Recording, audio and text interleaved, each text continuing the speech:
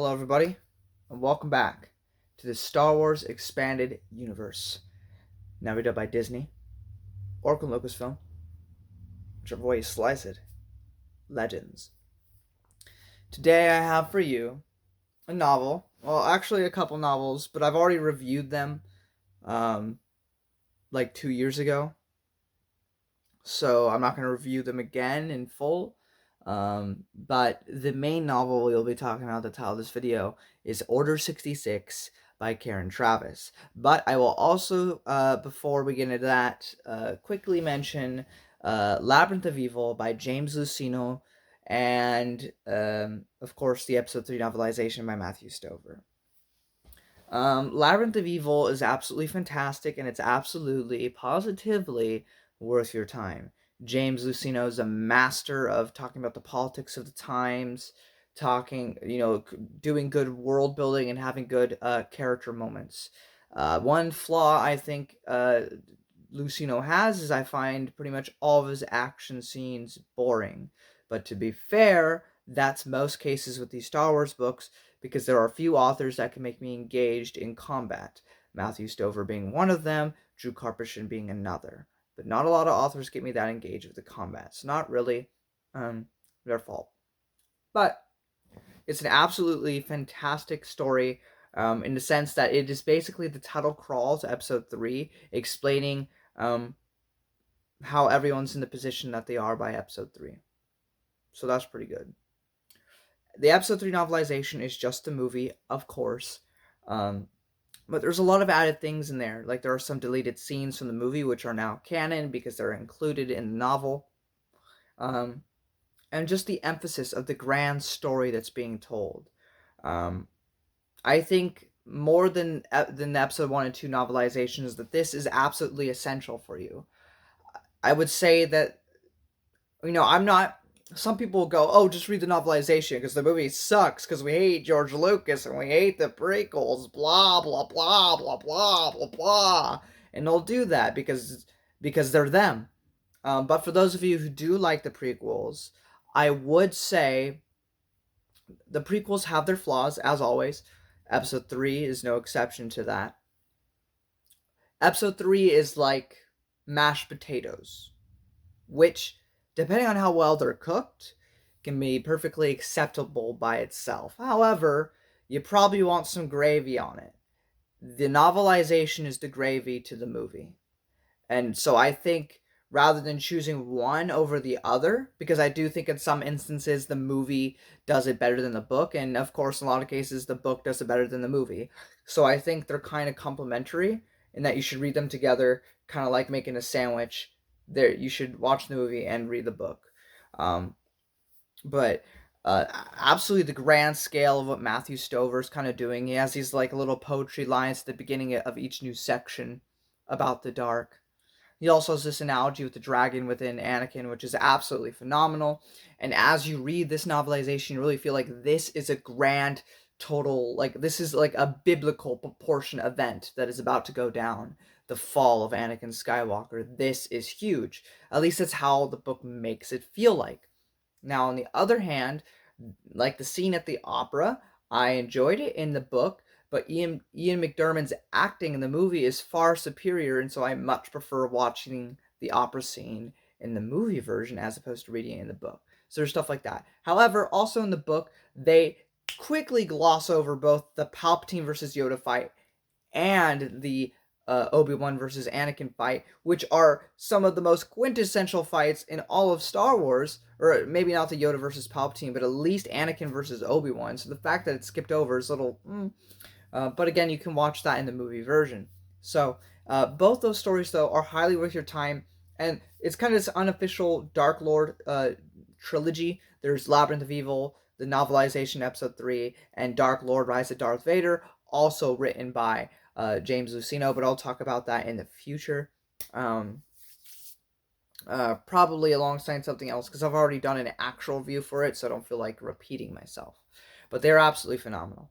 As for Order 66 by Karen Traviss, so we finally reached what the title is. Non-spoiler wise, pretty much 85 to 90% of this book doesn't actually have anything to do with Order 66. I also have a huge issue with the title of this book because it makes it seem like it's going to be something that it really isn't. Um, Also, Republic Commando kind of small in comparison to Order 66. They really want to shove it in your face with that. Um, you absolutely cannot read this book out of context from the rest of them, and I think that's the biggest gripe. Because I mean, Matt Wilkins also mentioned this, but like really, like if somebody had just watched episode 3 and they're like, "Oh my gosh, Order 66, I want to read a book that deals with that," and then you pick up this book and you haven't read the other ones, you're gonna be so lost. There's gonna be all these characters you don't know about. You got Scarada, you got Darman, you got Niner, you got Fixer, you got Scorch, you got Sev, you got Boss, you got Niner, Bethany, all these people, Etain, they got babies and stuff. They're getting married. Like, there's so much going on in these books, and you're not gonna know anything if you haven't read it. And Order 66 is literally only the last like 100 pages of the book. So it's not the majority of this book. So I think it's a bit of false advertising because it's not the main focus of this book. So if you're gonna read this book, please, please, please make sure that you've read the other 3 books in the Republic Commando series. That being Republic Commando Hard Contact, 000, and True Colors. If you don't, you're going to be sorely confused when you read this book. That being said, what's going on in this book? So in the back burner is they're still trying to find a cure for the clones so that they can live a normal lifespan, of course.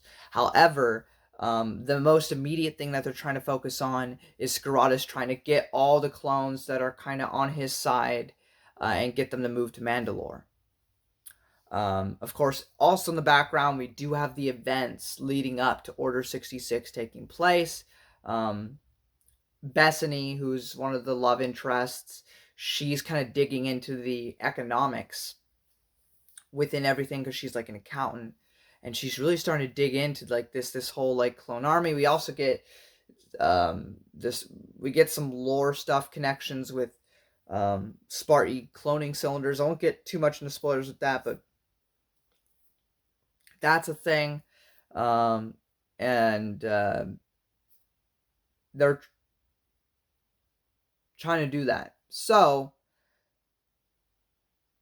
and then Order 66 happened. Sorry. I mean, because there's a lot of talking in these books, and I'm kind of anal about chronology, so I was reading Labyrinth of Evil, and then I was reading Order 66 since it technically starts first, and then then when I saw the Battle of Coruscant or the sacking of Coruscant happen, I stopped, read Labyrinth of Evil, read the novelization, and watched episode 3, and then I finished this, so it's all kind of jumbled in my mind. But yes, then finally Order 66 does happen, and it's interesting seeing it from these characters' perspective. We do have characters die here, and it is an interesting thing. Of course, if you are sick of Karen Travis's Jedi bashing, you may be a bit annoyed with this book because she does like to do that. However, the caveat is that she does at least put out there that there are probably quite a few good Jedi that, you know, aren't like how she describes a lot of the Jedi who were caught in the crossfire, because obviously not all of them could be bad, because we have a few Jedi characters in this book who are with the Mandalorians and stuff. That being said, that is a thing. We get to see the early stages of the Empire. We'll get more into that as we read Imperial Commando when we get to that, of course. But it's a very self-contained story, primarily the only connecting threads being Order 66, the new Empire, and the sacking of Coruscant. Everything else is relatively self-contained, which on the one hand is kind of a negative, on the other hand is kind of positive, because, you know, you're able to tell a story not constrained by what other people are having going on. Overall, I mean, so far, some people think that Karen Travis's books are some of the best that Star Wars has to offer. I don't agree. I don't think these books are horrible by any means. I do think the relationships can get a bit much at times, even though I'm a softie and I do enjoy some of it. I can definitely see why many people will be turned off by the relationships in these books. But overall, I think with characters like Cal Scarata and Waylon Vow and all the clones and stuff, I do think it is a series worth your time. And we still got one more to go. But it's a bit much sometimes with her, because she's a very opinionated lady and it comes very clear through the writing, I feel. But overall, it was a really good read. I did enjoy my time with it, and I'm excited to see what she has to offer with Imperial Commando. But until then, guys, may the force be with you. I'm getting to spoilers. If you don't want spoilers or you don't care about spoilers, stick around. So, Order 66. We learn that Cal is 60 years old, which is just crazy to me. We got all these old men doing crazy stuff. We got Dooku at the age of 83 who's been doing stuff. You got, Cal, Yoga. So many old people have been doing incredible things, man. It's crazy. The opening of this book has Cal Scarata as a kid, and I thought that was very interesting. We deal with Phi still having stuff with his brain messed up because in the last book, Phi he got a head injury and stuff, but that gets better by the end of the book, luckily. But that is an issue surrounding him earlier on. There's also a TCW contradiction. Of course, Filoni has a contradiction. In the episode The Deserter, the clone has sex with a Twi'lek woman and has Twi'lek human babies. However, as is the case of the expanding universe, Twi'leks can have sex with humans, but they cannot give birth with humans because they're not compatible that way. So I guess that's just Imperial propaganda. I guess human women just aren't attractive enough, so they put Twi'lek there to spice things up a little bit because Twi'leks are attractive or something. I don't know. Filoni didn't care, so it's whatever. The most important thing about that arc is that the deserter left and has a family. Doesn't necessarily need to be a Twi'lek that he's taken care of. Of course, I think that was on the Twi'lek planet Ryloth, but I don't know. Whatever. Marriage. This is one of the cringiest parts of the book. Literally everybody, almost everybody in this book is getting married. Like Etain and Darman. Okay, makes sense. Okay, Besney and Ordo, who by the way they have the best relationship, the most well-paced one in the entire series. Etain and Darman, I don't mind them together. The issue is how fast they got together. And then, baby, I'm having Darman's baby. Like, geez Louise. But literally everybody in this book, like almost every clone, oh, I'm getting married, I'm getting married, I'm getting married, I'm getting married, I'm getting married. That really does feel like fan fiction. If it was like only 2 to 3 people, I could have been accepting of that. But the fact that it happens that almost literally every single clone, not every single clone within the army, of course, the clones that we follow within these stories, it's a little much. My only thing that is the saving grace is that it's like, well, they're the commandos, right? They're the ARC troopers. They have a bit more independence. So, maybe we're just seeing the only clones that were willing to actually do this. And I mean, that's fine. But when you're bombarded with it again and again and again and again, it feels a bit much. But that's really my main gripe with this book is just that. Is that literally everybody gets married. However, my light shines again because in this book, we have Callista. Is she in it long? No, but she's there, and that's awesome. And it also explains why her separate Jedi sect is not doing stuff within the OT era, because she has like this whole different sect that's more open to attachments and stuff, and they are asked by the main Jedi Order to come back, to come help with the war. And so they do come back just in time for Order 66. We also have stuff where our main characters realize that Palpatine has grown a whole nother army within the span of a year, and they're like, where did this come from? And this introduces the Sparty cloning cylinders, which they even make a reference, or I should say Karen Travis, so props to you, Karen, even makes reference to the Cartosia short stories by Timothy Zahn for the Clone Wars era, which was freaking awesome. And so now we have an explanation for why why you have more just obedient, I guess, clones as compared to the ones that have had 3 years to develop and form their own opinions. But it's just nice to have a connection to the Thrawn trilogy like that, and it's just really great. And plus Callista there, that's great. I hope we see more of her in Imperial Commando, because obviously she survived. I don't know if we'll get to see her actually go on the Eye of Palpatine, because I think it might be too early for that to happen. However, that would have been an interesting story, but of course, we'll get into it with the next book. But Karen Traviss had some major issues that caused things to go awry. So even if the EU gets continued, the only way Republic Commando gets a continuation is by another author, because Karen said she'd never come back. But that's a different discussion. Darman also finds out that he is a father in this book.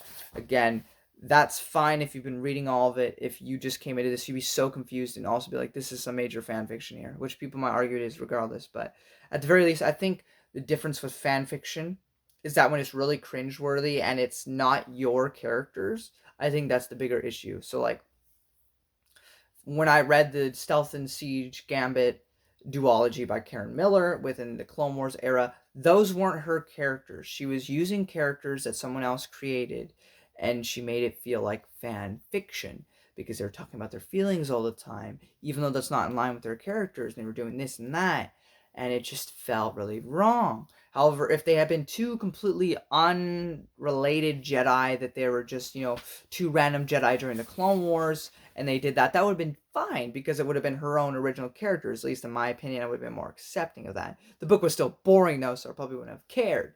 But there is that. But with this, at the very least, it is Karen Travis's own original characters, so I think it's less fan fiction. It's just a little self-indulgent, I should say, because it's her characters.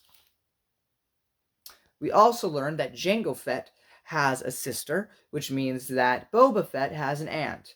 Whether that ever comes up in anything, probably not, but she is alive.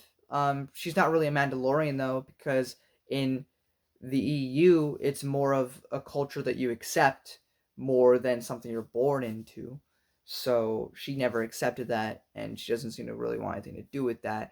Will there be a short story where she meets Boba? I don't know. But that is a thing that's in this book. The Battle of Coruscant commences. Nothing really to add. It's the Battle of Coruscant that we see in the Labyrinth of Evil and the Clone Wars micro series. Only thing is that we're focusing on our characters, or the characters of or the characters of Republic Commando. And the biggest thing to happen, the big death of this book, during Order 66, Etain dies. Now, Etain, at this point, doesn't really care about Jedi anymore, because nobody cares about Jedi anymore in this series, because they're all Mandalorians, and they all say, piss off, Jedi, y'all suck. Whatever. But, that being said, she sees a Padawan, fighting off a clone trooper. And while she feels for the clone trooper, because that is a man, that is a human being, because Karen Traviss must seep that into your brain for the 100th millionth time, she can't let a kid die. And so she tells the clone trooper to stop. I was a bit confused as to what happened here. I'm pretty sure the clone trooper shot her dead, but it could have been that the kid accidentally stabbed her. I was a bit confused about that. Pretty sure it wasn't the Padawan, though. I'm pretty sure she went to block the Padawan from getting hit, and she got shot. She died. That, of course, really affects Darman when he finds out. Most of the clones that we've been following, Cal Scarata, all the Mandos, they get out. Darman and Niner, Darman's freaking out because his wife is dead. Niner gets, hurt or something, and so he doesn't go to escape. He goes to help Niner feel better, and so because of this, they're stuck in the Imperial Army. And of course, the characters from the video games, Delta Squad, near the end of this book, we actually have the events of the video game happen within this book, or at least slightly before it happens. Basically, in the video game, you have a mission in Kashyyyk, and that's really close to Order 66. And during the mission, Sev is pinned down, and you're trying to go save him until your superior officer calls you and says, no, Yoda says you need to come back, so you're coming back right now. and so they have to leave their man behind. So Sev, well, Sev might be alive. We don't know. He's just missing in action. They left him to die. Um, so all of the Republic Commando Delta Squad from the video games, excluding Sev, are now part of the Imperial Army as well. And that's where we kind of end. Of course, during this era, it's on a dire note because of the time period we have officially entered, which is, of course, the Dark Times era, which has a lot of cool things I'm looking forward to seeing for the first time. But other than that, that's pretty much it. So I hope you guys enjoyed this video. If you did, give it a thumbs up. We have one more Karen Traviss novel. At least there's still some short stories and whatnot. But I hope you all join me for that. Until next time, guys, may the Force be with you.